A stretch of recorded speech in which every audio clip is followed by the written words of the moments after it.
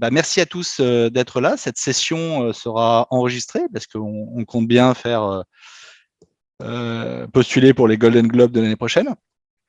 L'idée de cette discussion qui rassemble Mapping et Stratos, c'est de parler de la facture X sortante, de la facture client, comment la produire, comment l'archiver, pourquoi.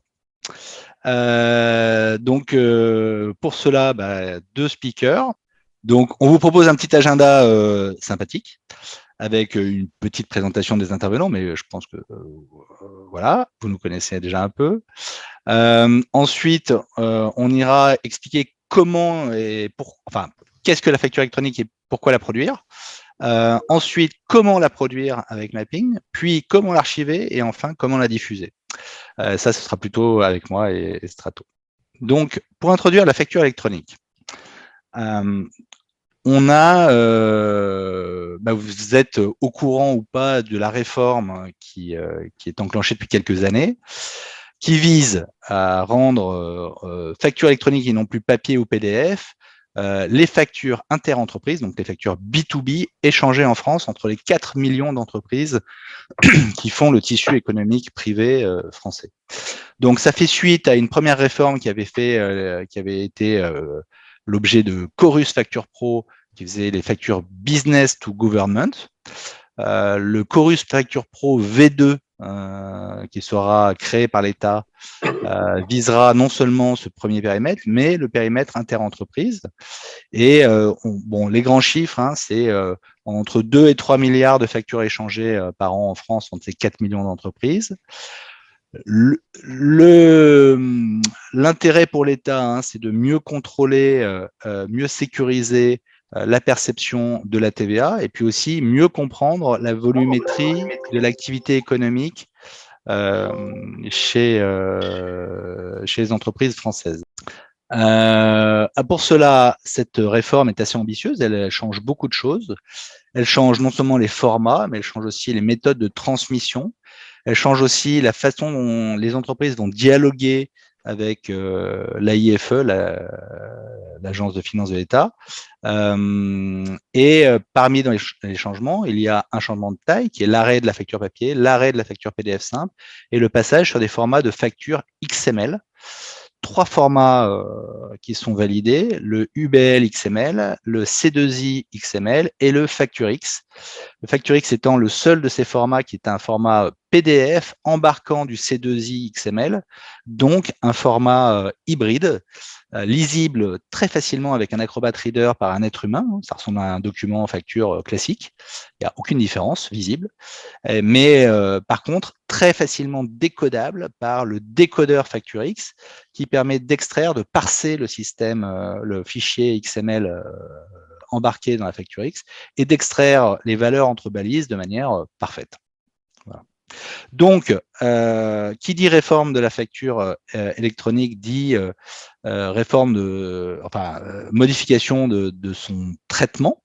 Il va vous falloir, à plus ou moins longue échéance, au 1er janvier 2024 pour les grandes entreprises, au 1er janvier 2025 pour les moyennes et au plus tard au 1er janvier 2026 pour tout le monde, émettre des XML, soit sous UBL, soit sous C2I, soit sous FactureX. Premier gros changement.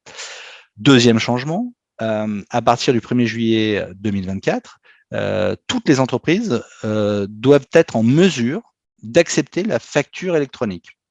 Donc les XML et FactureX.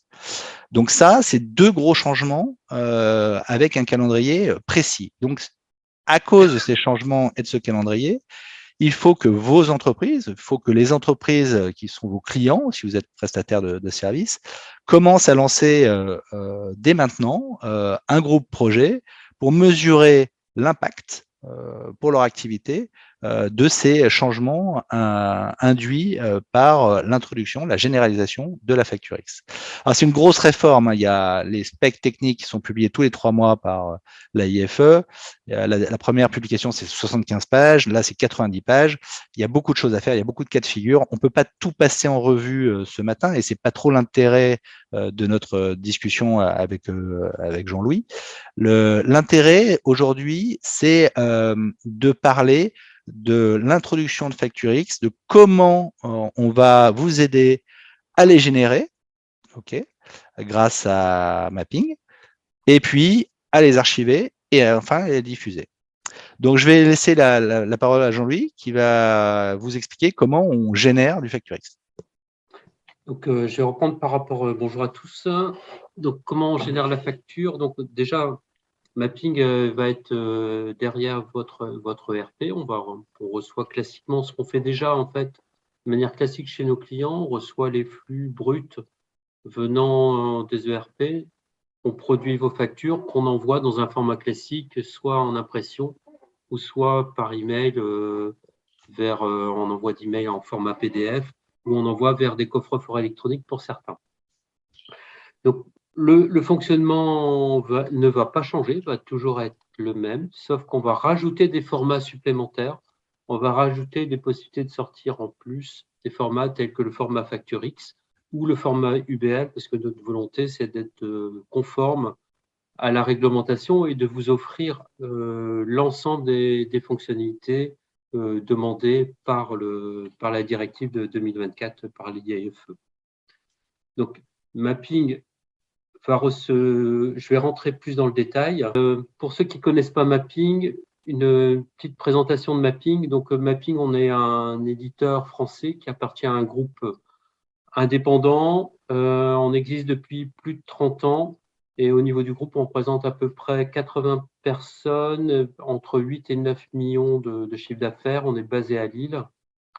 Actuellement, on a à peu près 400 clients qui sont sous maintenance, qui sont répartis en 50% en France et 50% dans le monde, en fait, entre l'Europe, l'Asie avec le Japon particulièrement, l'Afrique du Nord, Afrique de l'Ouest et États-Unis et ensuite Océanie. Donc, nos clients sont des clients principalement de la grande distribution, du transport logistique, de l'industrie et de la banque, donc très variés.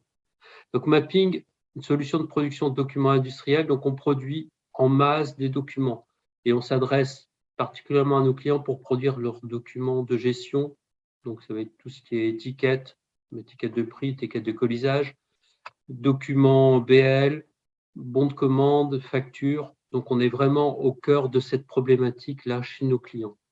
Donc, on offre en plus de la mise en forme des documents, une caisse à outils documentaire qui permet de répondre à l'ensemble des besoins qui sont là chez nos clients. Et comme le graphique le montrait tout à l'heure, on vient en complément de vos ERP pour apporter des fonctionnalités supplémentaires, donc telles que du tri, de l'éclatement, du regroupement, de l'enrichissement de données. Et surtout, notre objectif qu'on veut garder, c'est rendre nos clients autonomes dans le paramétrage des documents et des traitements. Donc, leur donner la possibilité de faire des documents qui peuvent être complexes, mais aussi de leur donner la possibilité de le paramétrer, le document, comme ils le souhaitent. Donc, vous comprenez bien que la facture est un document majeur pour Mapping dans ce cadre. Donc, notre objectif, encore plus avec la facture électronique, c'est de permettre de produire des documents, donc une facture qui est conforme à la réglementation. Donc, s'assurer que dans le flux qu'on va produire en sortie, donc le flux FactureX par exemple, qu'on ait toutes les bonnes données, que ces données soient en bon format et qu'elles soient diffusées vers le bon canal et vers les bons destinataires. Parce qu'il faudra, dans le futur, je pense qu'on va rentrer plus en détail avec Marc, mais on va devoir diffuser ces documents vers un portail qui peut être un portail partenaire ou un portail d'État, mais aussi éventuellement vers votre client, que vous allez pouvoir choisir un niveau de détail dans le niveau FactureX qui peut être en tête et pied de page au niveau de la facture, mais qui peut descendre aussi au niveau des lignes. Donc, c'est tout des fonctionnalités qu'on va vous proposer, donc dans différents temps au niveau de la roadmap mapping, et on veut vous proposer ça d'une manière assez simple. En plus, alors, ce qui n'empêche pas, je prends la parole une seconde, ce qui n'empêche pas de quand même travailler sur l'exhaustivité des données provenant de votre ERP qui sont nécessaires et maintenant obligatoires pour être mises dans les champs XML qui seront générés dans le FactureX par mapping. Bien sûr, là-dessus, il faut vous assurer en amont de votre conformité, exhaustivité data, pour qu'on puisse les mettre dans le bon formalisme FactureX ou XML et émettre des factures qui seront donc conformes et recevables. Voilà, nous, on fait de la mise en forme avec Mapping, mais dans les faits, s'il n'y a pas toutes les informations dedans, la facture pourrait être rejetée. Donc, il faut l'amont de ça, c'est d'avoir un modèle de données complètement exhaustif et conforme avant de nous transmettre la balle pour la mise en forme et la création des formats. Je voudrais compléter ce point-là, Marc, c'est que nous, au niveau des données qui seront transmises, on va s'assurer que les champs obligatoires au niveau du flux XML soient présents. On ne fera pas partir une facture si on s'aperçoit qu'il y a une donnée qui est absente ou dans un format qui ne correspond pas à celui attendu. Parce que pour nous, c'est quelque chose d'important. Autant éviter que possible, si on peut détecter une anomalie, d'être en amont plutôt qu'avoir un rejet au niveau du portail par la suite. Donc, c'est un apport supplémentaire qu'on va faire avec Mapping. On va voir maintenant comment on paramètre cela. Donc, le paramétrage, donc là, c'est très simple. On reste sur les mêmes principes que nos clients actuels connaissent, c'est-à-dire que le paramétrage va se faire via l'outil de design de documents. Donc, cet outil s'appelle Designer. C'est un client lourd Windows, donc qui est installé sur votre poste de travail. Ça ressemble un peu à Word. Via cet outil, le client définit les champs qu'il veut voir affichés sur son document. Quand il va définir les champs qu'il veut voir affichés sur son document, il va aussi identifier les documents, les données, excusez-moi, qu'il veut voir apparaître dans son format, FactureX ou le format UBL. En fait. Il va cocher les différentes données qui vont correspondre aux différents éléments nécessaires s'il est en tête bas de page ou au niveau détail. Et automatiquement après, il y aura un système qui va contrôler si on a bien tous les éléments et on va remonter automatiquement au client, c'est lui dire, bah voilà, il nous manque telle information ou telle information. Donc lui devra revenir préciser ces éléments et qu'une fois qu'il aura validé ce processus, la facture pourra partir par la suite vers son destinataire. Donc, ce qui est vraiment important. Donc, Mapping, on a pour objectif, donc là je me répète un peu, mais de produire en fait tous les formats qui sont demandés au niveau de la directive actuelle, donc l'UBL, le FactureX. Il faut bien savoir que l'UBL en fait permet aussi de répondre à des demandes sur d'autres pays européens tels que l'Italie. Donc ça nous permet aussi de s'ouvrir pas simplement à une législation franco-française, mais aussi de s'ouvrir à d'autres pays européens qui partent au fur et à mesure vers aussi cette réglementation de la facture électronique. Voilà. Avoir recours à une plateforme comme Mapping, c'est aussi avoir recours à une plateforme éprouvée, éditique, qui existe depuis longtemps, qui a montré qu'elle savait produire parfois même des flux très importants au quotidien pour des clients de grande taille. Et c'est toute cette force au service de la production de nouveaux outputs qui sont les XML de facturation et le e-reporting. Alors, une fois qu'on a produit ces FactureX, qu'est-ce qu'il advient de vos obligations légales?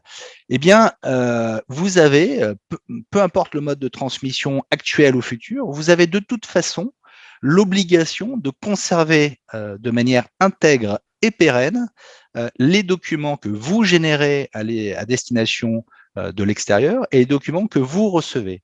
Donc pour cela, chez Strato, on a créé un socle d'archivage électronique, un SAE, qui est éponyme, qui s'appelle Strato, et que nous avons fait héberger en France, en dehors des GAFAM, chez Jaguar Network et chez OVH. Puis nous l'avons fait certifier NF 461, qui est la norme qui regroupe la 42013, la norme française, et l'ISO 16641. Et nous opérons pour compte de tiers un service de rétention, d'archivage des flux que nos clients nous confient et que nous conservons pour un coût fixe une seule fois payé pour toute la durée d'exigibilité du droit commercial ou du droit fiscal. Donc 6 ans pour le droit fiscal, 10 ans pour le droit commercial.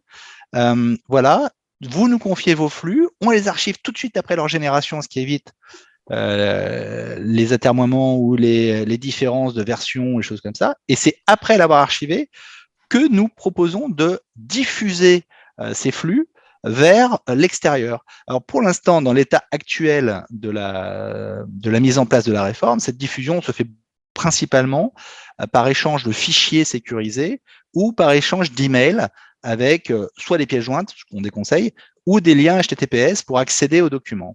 Mais dans le futur de la réforme, vous avez dû voir qu'il y aurait la création d'un service de l'État qui s'appelle la PPF, la plateforme publique de facturation, et de plateformes privées, les fameuses PDP, plateformes d'EMAT partenaires, qui seront homologuées par l'AIFE et qui auront, elles, toutes les deux, le droit de parler avec un annuaire centralisé référençant toutes les entreprises françaises avec leurs préférences en matière de recours à des plateformes de transmission et de réception, soit PPF, soit PDP. Évidemment, nous assurerons une conformité et un dialogue électronique entre nous, l'opérateur de démat, et les fameuses PDP et PPF, et en particulier celle que vous aurez choisie. Ensuite, grâce à ce mode de transmission, c'est le raccordement et l'annuaire central qui sera sollicité pour identifier donc qui est l'émetteur, vous, qui est le receveur, l'entreprise qui doit payer la facture, et lui transmettre la facture de la manière la plus facile possible. Alors cette manière elle sera très sécurisée, on connaîtra de bout en bout qui envoie, c'est le fameux schéma en Y qui sera à la charge du PPF ou de la PDP. Pourquoi Y? Parce qu'il y a la transmission sur une branche du Y vers le client qui doit payer, et sur une branche du Y, il y a la transmission du fichier de suivi de TVA qui ira directement à l'AIFE pour que l'AIFE puisse suivre la captation de TVA. Alors, pourquoi avoir recours à une solution de tiers archivage numérique à valeur probante? Écoutez, moi, je viens du monde de la démat, de l'archivage, du workflow. Ça fait 20 ans que je vends des solutions comme ça à des grands comptes du CAC 40. Beaucoup s'étaient équipés on-prem de solutions AE, d'archivage. Et force est de constater que c'est des solutions qui étaient assez coûteuses à l'achat et qu'il fallait entretenir et faire migrer régulièrement, qu'il fallait changer régulièrement les plateformes techniques, l'infrastructure de ces plateformes. Et voilà. Donc nous, il y a quelques années, on a créé Strato pour faire bénéficier à l'ensemble des sociétés françaises qui nous feront confiance d'une plateforme qui fait l'archivage électronique à valeur probante de tous les documents, mais avec une très grande simplicité. Nous sommes attaquables directement par API ou par nos interfaces portail, et nous assurons, contre un prix modique et payé à l'entrée, la conservation avec toute la traçabilité de vos documents. Alors, quand je dis toute la traçabilité, comme le SAE et sa base de données tracent l'intégralité de tout ce qu'il se passe sur le document, nous sommes une brique angulaire de la piste d'audit fiable qu'il vous faudra documenter, que vos clients devront documenter. Je rappelle que cette semaine, dans la loi de finances 2022, sont sorties les propositions d'amende forfaitaire pour non-présence de pistes d'audit fiable documentées, 37 000 €. C'est pas forcément très cher, mais ça fait quand même pas plaisir de payer des sommes comme ça, alors que l'on peut se prémunir en rédigeant non seulement les documentations de pistes d'audit fiable, mais surtout en les mettant en œuvre avec des outils comme Strato. On reprend un peu la fin de la diffusion. Mapping était à gauche, nous a généré des flux que nous avons mis dans le coffre-fort, et puis après, il faut assurer la diffusion. Donc, dans l'état actuel de la réforme, cette diffusion, encore une fois, se fait soit par transfert de fichiers sécurisés, soit par envoi d'email. Okay, ça, c'est la réalité du terrain actuel.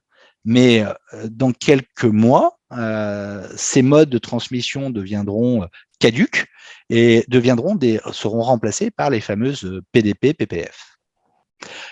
Sur ce slide, on vous présente le rendu de la brique portail de consultation que l'on peut mettre en place. Là, on a pris celle d'un client, Document Store, vous voyez en haut à gauche. Cette plateforme, il offre des accès gratuits à tous ses clients pour que ces clients puissent venir récupérer leurs factures dont ils ont été prévenus par notification email avec le fameux lien HTTPS qui vient directement sur cette plateforme.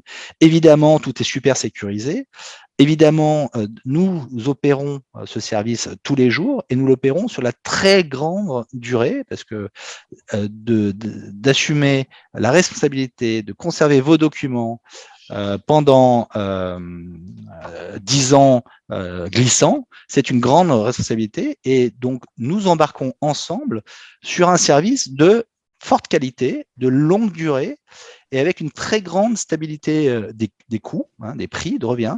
Nous insistons là-dessus, nous n'avons pas de financiers américains pour nous dicter des hausses de prix unilatérales ou des choses comme ça. Nous, on est une entreprise française, on veut rester très longtemps fidèles avec nos clients et que nos clients soient fidèles avec nous, car la qualité de service que nous rendons est excellente. Le support est en langue française réalisé à Paris et nos prix sont d'une très grande stabilité. Donc, pour répéter un peu les bénéfices, vous êtes confronté à une réforme qui vous demande des changements. Ces changements peuvent être vus comme une contrainte, mais il faut aussi les voir comme une opportunité de faire mieux, moins cher, tout ça. L'arrêt du papier, c'est l'arrêt du timbre, c'est l'arrêt du print, c'est l'arrêt de coûts qui ne servait à rien.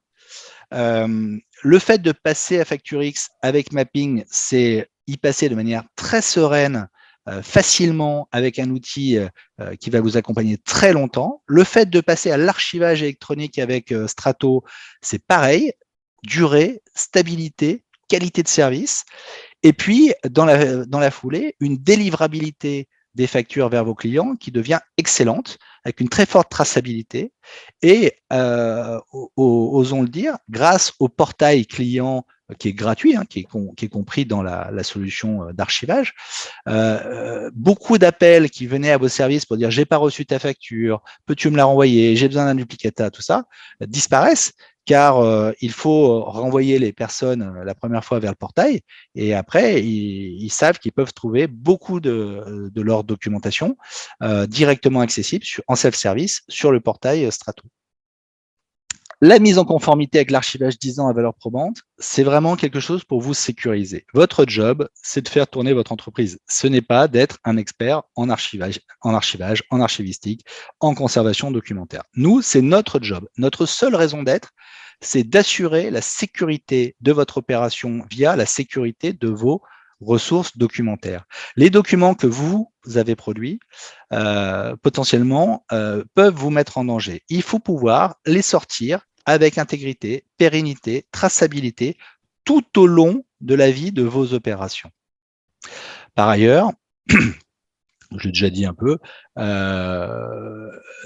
ne peut pas vraiment se baser uniquement sur les ERP pour assurer ces missions-là. Les ERP ont choisi des périmètres qui se limitent à générer les calculs, générer les datas, mettre à disposition les datas, et c'est pour cela que vous avez besoin de compléter votre SI et ce que fait l'ERP avec Mapping, ces outils WYSIWYG qui permettent de faire facilement des factures conformes et des outils comme Strato qui permettent de facilement garder l'archivage et permettre une diffusion électronique de bonne qualité. Voilà, je pense qu'on a essayé d'être concis avec Jean-Louis. On l'a été, 25 minutes, c'est bien. Est-ce que parmi vous, il y a des questions? Est-ce que des choses ne sont pas claires dans ce que nous avons exprimé? Ou est-ce que vous avez besoin de nous poser d'autres questions?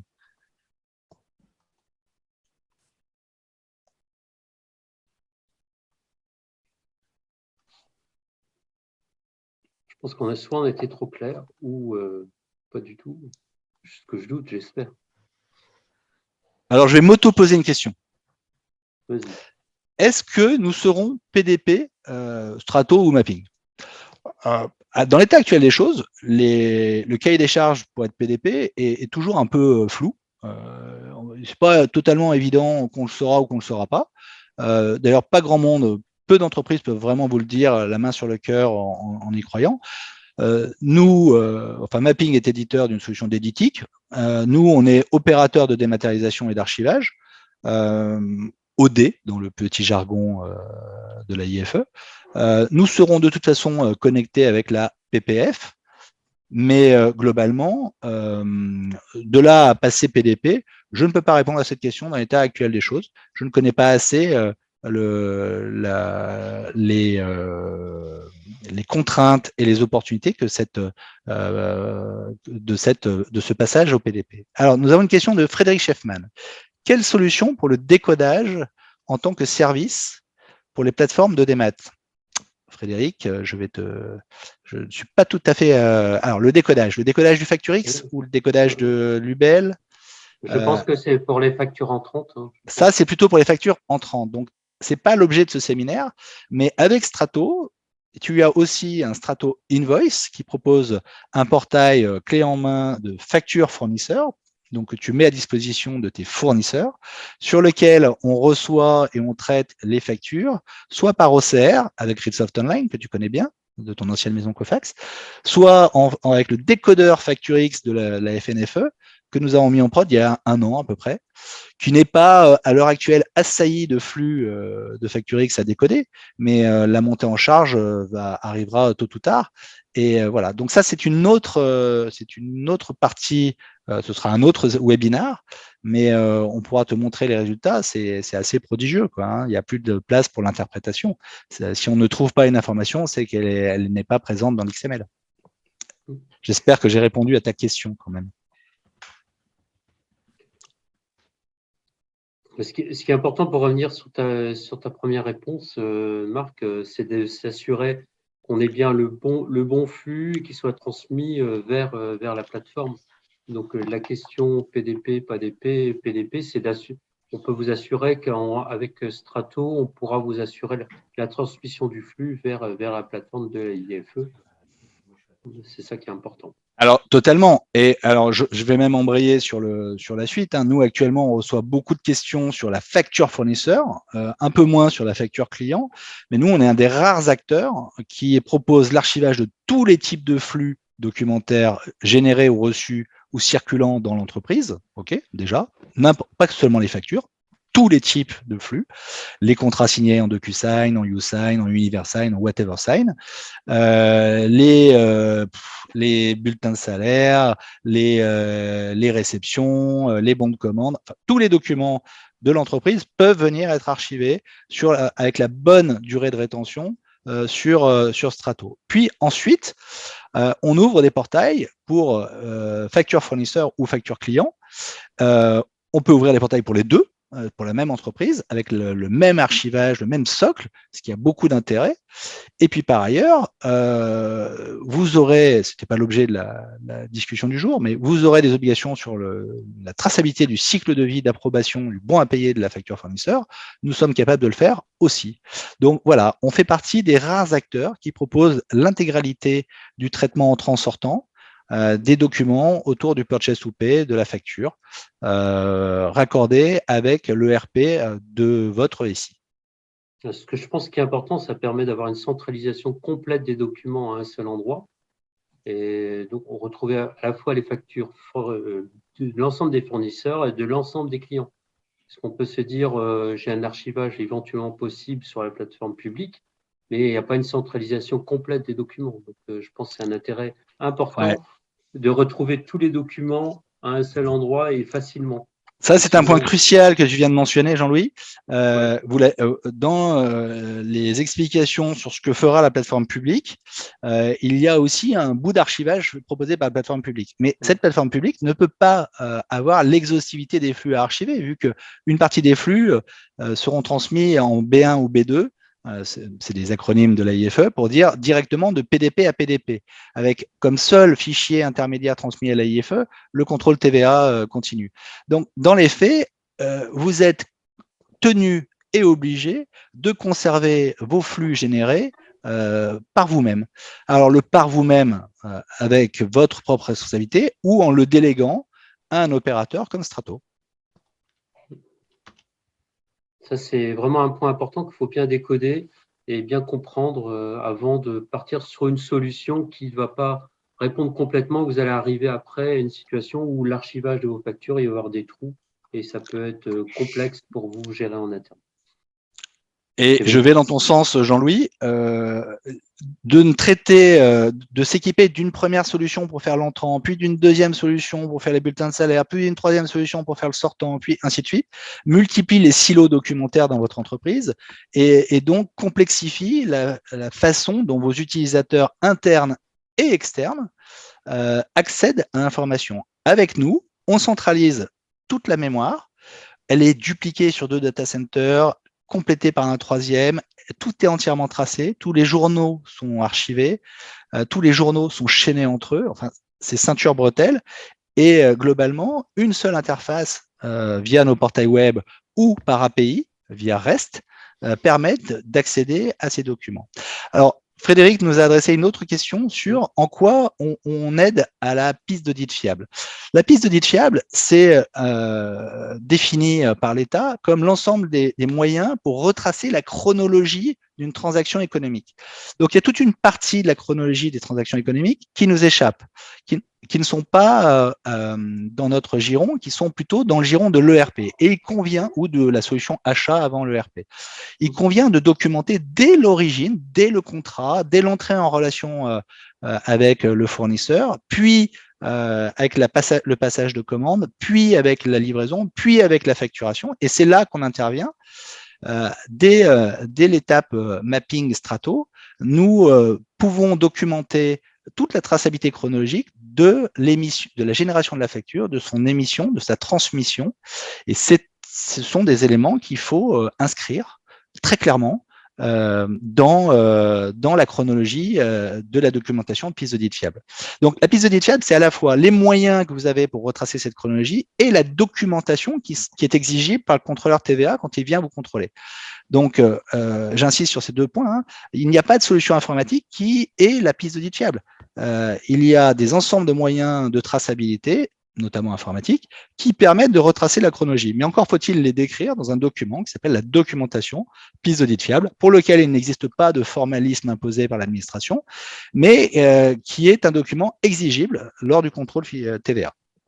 Et moi, je voudrais compléter un point avec la partie FactureX. C'est-à-dire que FactureX, ça permet d'intégrer des fichiers avec la facture, donc ça peut être le fichier XML, mais on peut très bien mettre aussi un bon de livraison pour justifier en fait la facture, et on rentre tout à fait dans des éléments de justification de la piste d'audit fiable à ce niveau-là. Donc on peut venir compléter avec ce nouveau format qu'on met à disposition derrière. On a une question de la part de Karine sur est-ce que Mapping Strato sera en mesure de se connecter avec les PDP et les PPF.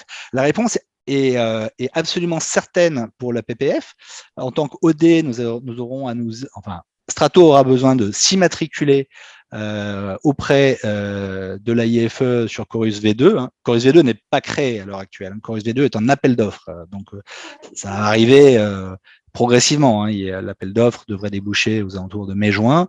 Après, il y aura la phase de réalisation technique. Puis après, il y aura les phases de raccordement. Donc, connexion avec la PPF, absolument certaine.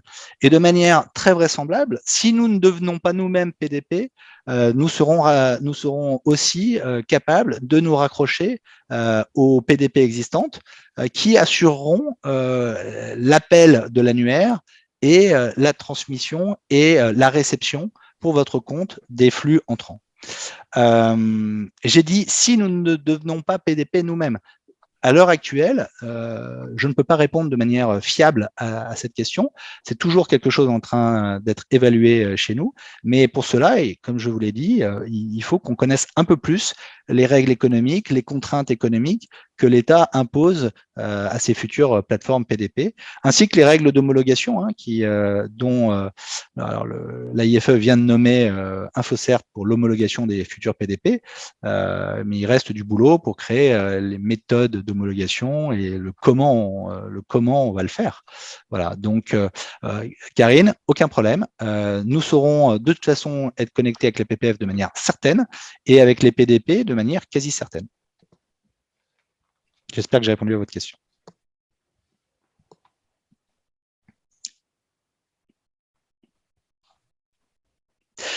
Un mot d'ordre aussi, hein, si on vous parle aujourd'hui de ce séminaire sur la génération des factures X, leur archivage et leur diffusion avec une méthode qui changera dans le temps, c'est aussi pour vous dire que dans la complexité auquel font face les directions comptables et financières, il y a des choses qu'il faut faire plus tard et il y a des choses que vous pouvez faire dès maintenant. Et honnêtement, de faire ces choses dès maintenant, c'est-à-dire la génération, l'archivage, la transmission, de le créer maintenant, vous allez tout de suite avoir des gains opérationnels et puis ce sera cela à faire en moins quand le deadline, la limite, se rapprochera. Quand la limite se rapprochera, il ne vous restera plus, entre guillemets, qu'à faire le choix PPF ou PDP et de nous demander de raccorder ça. Voilà, vous conserverez tout ce qu'on aura mis en place et qui tournera déjà de manière éprouvée dans vos entreprises et vous l'aurez fait sans stress, sans le stress du deadline. Et c'est un point important. Je pousse à la consommation, mais je pousse à la consommation responsable pour dire il n'y a aucune raison, alors qu'on connaît l'échéance à 2 ans et demi, de se mettre dans le stress de devoir réaliser à la cravache dans les 6 derniers mois, alors que l'on peut dès à présent lancer le projet. Pour les factures clients, c'est des projets qui sont assez courts grâce à l'efficacité de mapping et grâce au faible paramétrage demandé à Strato. Donc, c'est des projets qu'on peut réaliser beaucoup plus rapidement et beaucoup plus simplement, même que les projets de facture fournisseur. Facture fournisseur, il y a plus de paramétrage à faire, il y a plus d'ateliers à faire, il y a plus de calage avec vos métiers sur comment vous voulez fabriquer les bons à payer. Même si, grâce à la réforme, nous devons maintenant vous orienter vers les statuts obligatoires et facultatifs pointés par la IFE. Ces statuts devront eux-mêmes être partagés avec la IFE dans le futur quand les modes de partage seront connus et seront effectifs. Donc, dans les faits, toute cette convergence vers le document numérique, vers Facture X, n'est porteur que d'accélération business pour vous. Une petite contrainte d'équipement, certes, mais avec des grands gains, notamment sur la mobilisation, la recherche, la faculté de ne plus faire les recherches pour compte de tiers, mais plutôt de laisser l'autonomie à votre tiers de venir rechercher ces documents sans vous contacter. Ça, c'est des centaines d'heures au téléphone épargnées pour les services comptables fournisseurs ou clients, qui sont très sollicités à l'heure actuelle, qui sont rarement pléthoriques et qui ont beaucoup de choses à faire. Il y a une question que marque l'avenir de l'OCR avec l'arrivée de Facture X. C'est une très bonne question, hein, mais l'OCR est très clairement une techno qui va tomber caduque avec la généralisation des XML et des Facture X. Donc, très clairement, il n'est pas du tout temps d'investir dans l'achat d'une plateforme OCR, mais plutôt de louer la plateforme OCR pour le temps qui reste. Et c'est ce que nous proposons hein, d'ailleurs avec notre plateforme. Et le jour où l'OCR pour la facture ne sera plus vital, on le débranchera. Et il y a un autre point aussi avec Facture X, c'est aussi l'ouverture vers l'intégration automatique des factures dans les logiciels comptables. Donc, on va éviter la saisie de la facture dans le logiciel. De plus en plus d'éditeurs sont en train de travailler aussi sur ce format-là pour l'intégrer directement. Ça, c'est aussi un point à connaître. Oui, et voilà, avec les questions qui sont où se situe le workflow de validation, nous, on le propose en dehors de l'ERP connecté à l'ERP, mais dans les faits, des ERP vont le faire aussi en interne chez eux. Bah, de toute façon, il va falloir s'adapter à ces différentes contraintes, à ces différentes roadmaps des différents partenaires que nous avons. Mais c'est déjà le cas. Hein. Nous, on a des clients sur l'entrant, alors là on parlait sur du sortant, mais sur l'entrant, on a des clients qui nous font faire le workflow, il y a des clients qui nous font pas faire le workflow, des clients qui nous nourrissent des statuts de workflow qui sont faits ailleurs dans leur récit. On s'adapte à cette variabilité des besoins des clients.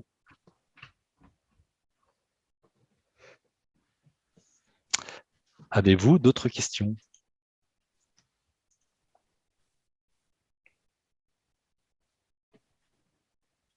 Eh bien, du coup, s'il n'y a plus d'autres questions, il nous reste à vous remercier, Jean-Louis. Karine. Sécurité des flux de communication des plateformes. Alors, les plateformes du futur, les PDP et la PPF, écoutez, à partir du moment où ils vont utiliser un annuaire centralisé qui connaît toutes les entreprises françaises par le SIRET, et qu'ils ont mis en place, on sait la typologie de flux de transfert de fichiers qui sera plutôt de la S2, de la S4, du SFTP ou du PCIT. C'est des protocoles qui sont, ils sont très variables, hein, mais ils sont assez sécuritaires. Et globalement, je pense que toutes les PDP et la PPF auront une sécurité de bout en bout qui assure ça. Les vraies questions, c'est les vraies questions de la filière, hein, qui en parle ce matin en parallèle de notre intervention et qui en parlait déjà hier soir. C'est comment les acteurs de la filière se parlent de plus en plus pour assurer une très forte interopérabilité technique, pour qu'il n'y ait pas de flux qui ne sachent pas où aller. Mais vu le mode choisi par l'État français, je pense que c'est ce mode très centralisateur avec l'annuaire central et va assurer une bien meilleure sécurité de la transmission et de la réception des factures que l'état actuel des choses, qui est un peu le Far West. Hein. Envoyer une facture par la poste, c'est compter sur la qualité d'un service public, enfin quasi public. L'envoyer par mail, c'est compter sur la qualité du mail qui n'est pas très forte, hein, quand même. Donc voilà, ça peut que s'améliorer par rapport à ce qu'on a connu, ce qu'on se connaît actuellement.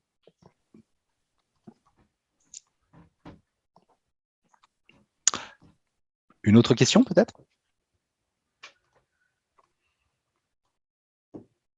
Encore une.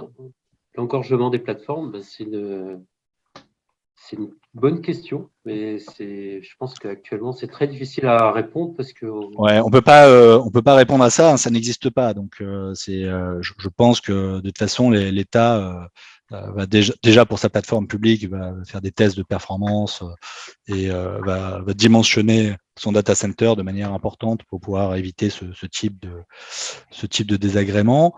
On pourrait éventuellement parler de risques sur les factures qui seraient non conformes. Si tout votre flux de factures sortant est non conforme, ça vous fera beaucoup de retours à retraiter et tout ça.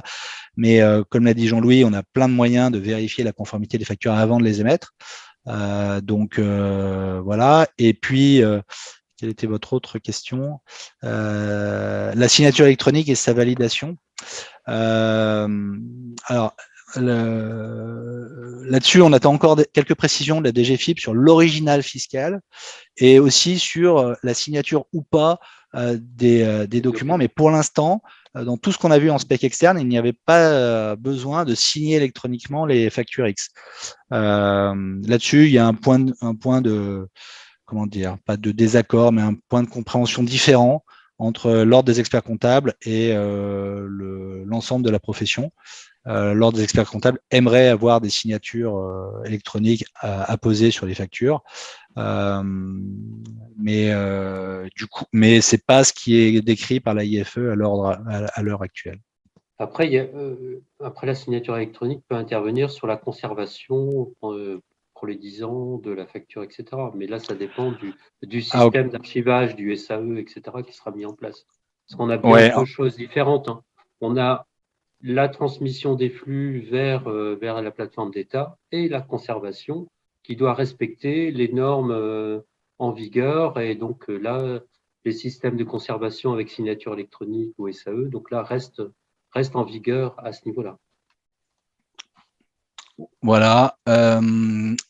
Nous, dans notre SAE, on a des éléments de véracité forts, des calculs d'empreintes, des choses comme ça, mais qui ne sont pas des signatures au sens stricto sensu, signatures externes. Voilà.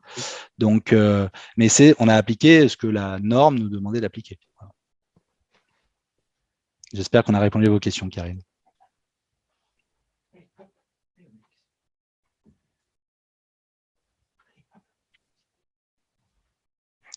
Bon, eh bien, si on a fait le tour, je vous remercie d'avoir participé à ce webinaire. Jean-Louis et moi sommes à votre disposition pour répondre à vos questions. Voilà, on vous remercie. On espère qu'on a été clair sur le traitement des futurs des factures clients, mise en forme, facture X, archivage, diffusion. Et puis, on vous souhaite à tous un très bon week-end. Merci à tous. Merci pour votre présence et votre temps. À bientôt.